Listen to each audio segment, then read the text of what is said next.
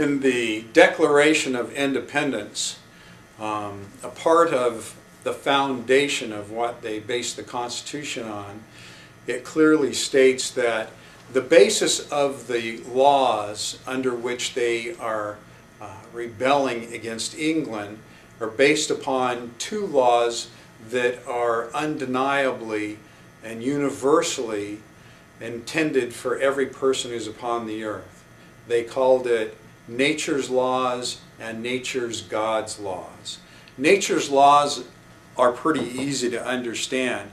In nature, every animal has a right to protect itself. Every animal has a right to protect its young. Every animal has a right to protect its area so that it is able to gather food and the things that it needs. It also gives us God's laws, and God's laws, as we look in the Old Testament and New Testament, is the foundation of our modern laws that we enjoy today. It gives people a right to life, liberty, and the pursuit of happiness, as long as the pursuit of happiness doesn't cross over someone else's rights and privileges. Then you're free to pretty much carry on and do as you're morally bound to do. As we look at the laws that were intended and the laws that were written in the original Constitution and the Bill of Rights, you can see that we have a lot of freedom in the United States. But every time we add a new law, we actually reduce the amount of freedom that we have. So we have to be very careful and very picky about what we put in place as new laws. I think that a lot of times politicians feel like they're obligated to create new laws for us. Unfortunately, a lot of times these new laws favor one particular special interest group over another, and thereby not only reduce the freedom for everyone, but also reduces the freedom for those that aren't a part of that special interest group unjustly and unfairly.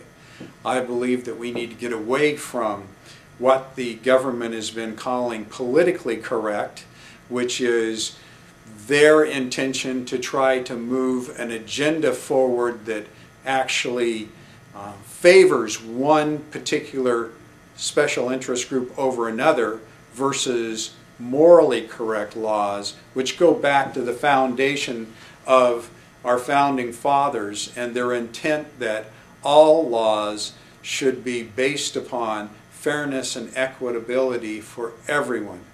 That everyone should be not only entitled to have the laws protect them, but that those laws are there and everybody has to abide by them.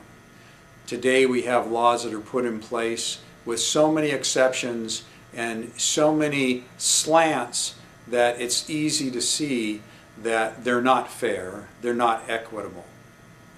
Our tax is kind of one of those.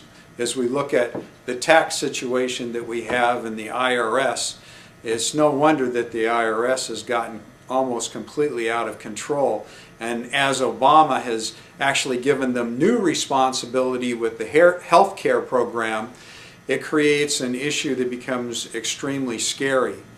If the IRS is blatantly going out and gathering information on conservative and moral groups to deny them the same abilities that they give to liberal groups, we start to wonder if the IRS is really the right group to be in charge of all of our personal information and decide who's able to get health care and who's not.